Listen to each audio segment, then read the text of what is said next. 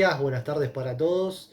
Y en esta oportunidad quisiera hablar sobre esta situación excepcional que nos está pasando a todos nosotros, que nos afecta de alguna medida en múltiples circunstancias a todos nosotros, que es esta situación de emergencia sanitaria.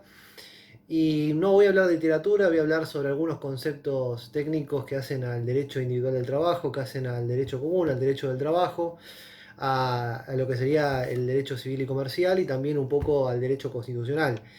En primer lugar, me gustaría abarcar ciertos conceptos desde el punto de vista del derecho constitucional. Sabemos que la norma fundamental, que es la Constitución Nacional, regula derechos y garantías fundamentales para la organización y para la vida en sociedad. Y me parece que es importante tener en claro ciertos conceptos que se van dando en la Constitución Nacional. Entonces, en este contexto de emergencia sanitaria, provocado por esta pandemia que se fue extendiendo a lo largo del mundo principalmente tuvo su epicentro en China. Esta pandemia provocó una serie de consecuencias económicas y por lo tanto una serie de consecuencias económicas, sociales, políticas, y el derecho obviamente que no está exento a todo esto.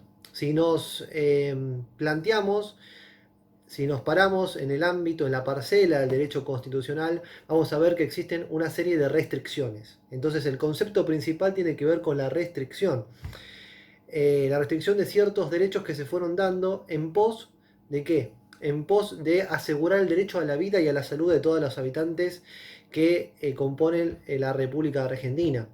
Entonces, el derecho a la vida y a la salud fue consagrado también jurisprudencialmente por la Corte en el fallo Zaguir y Dip.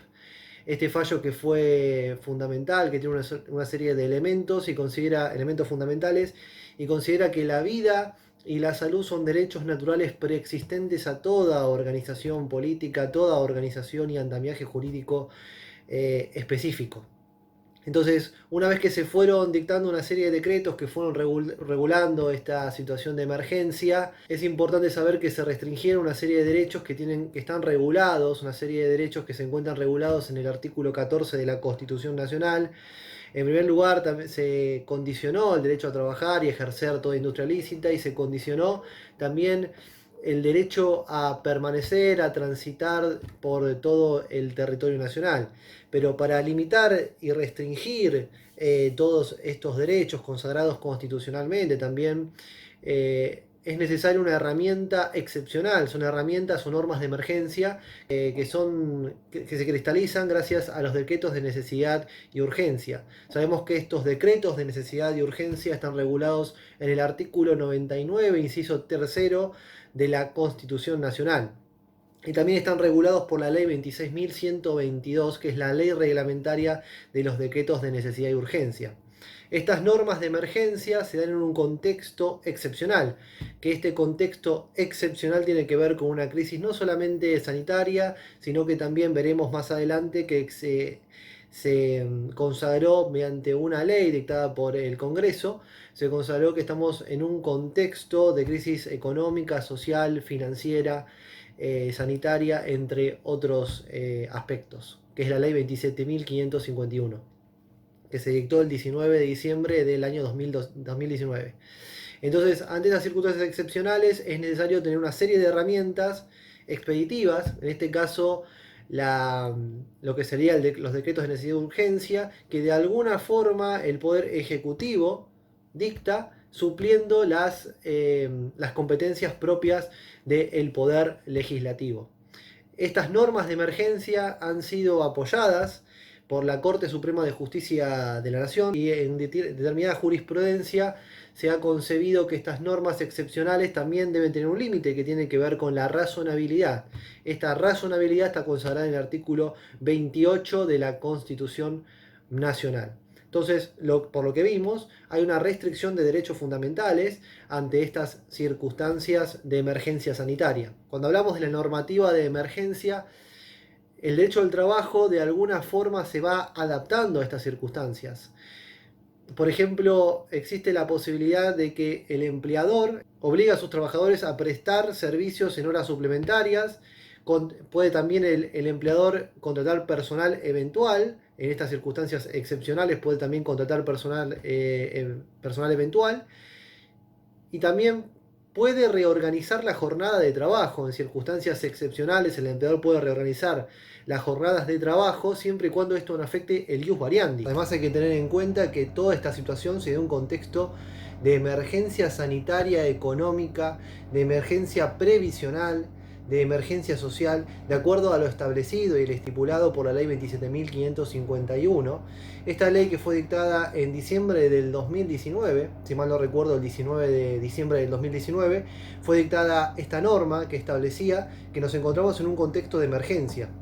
Todavía no había alguna determinada repercusión respecto a la emergencia sanitaria que se fue dando a nivel mundial, pero el Congreso tomó esta medida delegando las facultades en el Poder Ejecutivo para que ejecutara determinadas políticas en base a la utilización de los decretos de necesidad de urgencia, que como vimos estaban regulados por su correspondiente ley reglamentaria 26.122 y por el artículo 19, inciso 3 de la Constitución Nacional.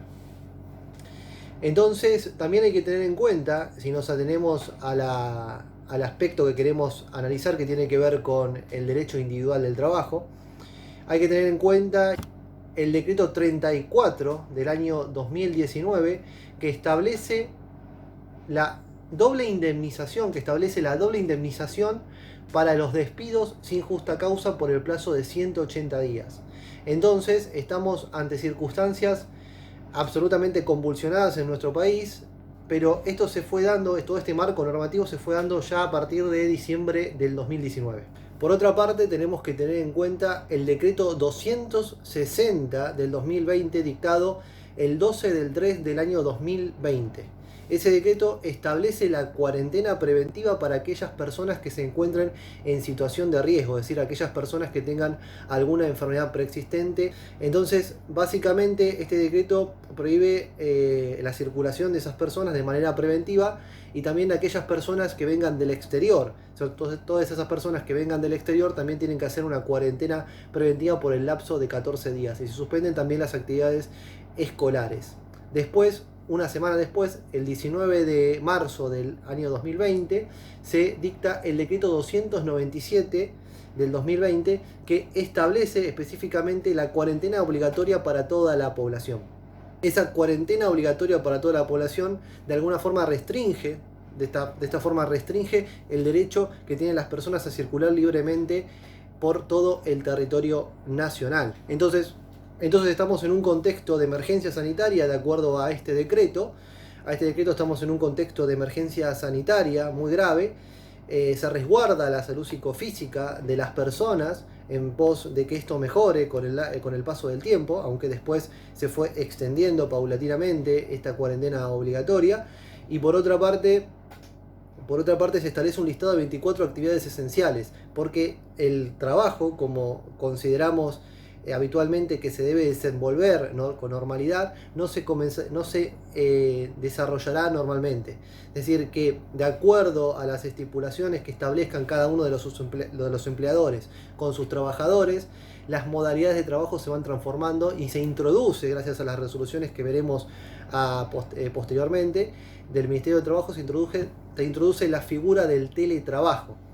Entonces, con este decreto del 297, un decreto muy importante que establece la cuarentena obligatoria, se establece específicamente 24 actividades esenciales. Y estas 24 actividades esenciales no tienen nada que ver con las actividades esenciales de la Ley de Contrato de Trabajo que establece en circunstancias de huelga. Además de estos decretos, también hay que tener en cuenta que se dictaron una serie de resoluciones por parte del Ministerio de Trabajo. Entonces tenemos, en primer lugar, la resolución 207 del Ministerio de Trabajo que nos habla del 2020, que nos habla acerca del teletrabajo y de las modalidades de trabajo que se pueden llegar a dar. Ya sabemos que con los anteriores decretos algunas actividades se estaban realizando, actividades esenciales, que es el numerus clausus de 24 actividades esenciales que establece el Ministerio de Trabajo. Y después tenemos la resolución 219 y la resolución 279 del Ministerio de Trabajo, específicamente, que nos hablan de las actividades esenciales, que son las que se dan en el marco de esta emergencia sanitaria. Y después también tenemos las estas actividades esenciales, y también tenemos la regulación respecto a lo que sería el teletrabajo. En este orden de ideas, también es importante destacar el decreto 329 del 2020, que para nosotros, en relación a la rama del derecho individual del trabajo, es absolutamente importante porque se prohíben los despidos sin justa causa y también se prohíben los despidos por falta o disminución del trabajo o por fuerza mayor, ¿no? Regulados por los artículos 247 y 221 de la Ley de Contratos de Trabajo. Pero este decreto a su vez establece una excepción, se aplicará el artículo 223 bis de la Ley de Contratos de Trabajo. Es decir, que este artículo de la Ley de Contratos de Trabajo establece que se podrán suspender a los trabajadores por motivos económicos, y esta suspensión será concertada por el empleador y aceptada por el trabajador. Además, estas suspensiones podrán ser individuales y colectivas, y a su vez se necesitará la homologación por parte de una autoridad, es decir, de la autoridad de aplicación, en este caso el Ministerio de Trabajo. Sabemos que el Ministerio de Trabajo no está funcionando habitualmente, es decir, con normalidad. También es importante destacar que una vez suspendido el trabajador en virtud del artículo 223 bis de la Ley de Contratos de Trabajo, percibirá una asignación en dinero que tendrá carácter no remunerativo y será un porcentaje de la remuneración que el trabajador percibía. Para algunos doctrinarios, por algunos pensadores del derecho, esto sería básicamente una solución para evitar los despidos masivos, es decir, evitar las suspensiones y los despidos masivos, y para que el trabajador preserve su puesto de trabajo, teniendo en cuenta que el trabajador no va a estar prestando tareas en el lugar de trabajo. Igualmente, sabemos que con las resoluciones del Ministerio de Trabajo hay ciertas actividades laborales que pueden llegar a continuar normalmente mediante la utilización de la herramienta del teletrabajo. Eso lo establecía las resoluciones del Ministerio de Trabajo. Como vimos anteriormente, la resolución 207, 219 y 279 con carácter retroactivo, derogatoria del anterior, con carácter retroactivo, como vimos con anterioridad. Obviamente que cuando analizamos el derecho individual del trabajo, no solamente vamos a referirnos a los trabajadores, sino en este caso también a las empresas, para establecer un análisis respecto tanto de la relación jurídica en base a los trabajadores y a las empresas. Y cuando hablamos de las empresas es necesario tener en cuenta el decreto 326 del 2020, dictado el 3 de abril del 2020, y este decreto se refiere directamente al Fondo de Garantías Argentino, comúnmente llamado el FOGAR, y le otorga a las empresas como una ayuda económica de 30.000 millones de pesos. Entonces, para aquellas empresas que tengan hasta 25 empleados, estas empresas se le otorgará la totalidad de lo que sería el salario mínimo vital y móvil. Aquellas empresas que tengan entre 25 y 60 empleados, se le otorgará el 70% de la remuneración, y así esto va disminuyendo paulatinamente. A su vez, establece una serie de exenciones impositivas que son beneficiosas para las empresas, más que nada las pequeñas y medianas empresas. Hay que ver también en este orden de ideas la decisión administrativa de la Jefatura de Gabinete, que es la decisión administrativa 450 del 2020, que amplía ese numerus clausus de las actividades esenciales. Entonces se amplían, que son 24, como vimos con anterioridad en el contexto de la emergencia sanitaria, y se las amplía a 8 actividades esenciales más. Finalizando este video, también tenemos que tener en cuenta que las normas dictadas, repasando lo que vimos al principio de este video, que las normas dictadas de emergencia, es decir, los decretos de necesidad y urgencia dictados por el Poder Ejecutivo, regulados por el artículo 99, inciso tercero de la Constitución Nacional, estos decretos se dan en base al poder de policía por parte del Estado en circunstancias de emergencia. En este caso es una emergencia excepcional, una emergencia sanitaria excepcional que no se dio nunca en la historia de nuestro país, y es importante analizar desde la óptica del derecho laboral y desde la óptica también del derecho común, por ejemplo, cuando utilizamos el concepto de fuerza mayor, y también desde la óptica del derecho constitucional, como vimos con anterioridad. También es importante resaltar que el decreto 329, que prohíbe los despidos, como vimos con anterioridad, y las suspensiones ante estas circunstancias excepcionales por el plazo de 60 días, otorga a los trabajadores la posibilidad de tener estabilidad absoluta.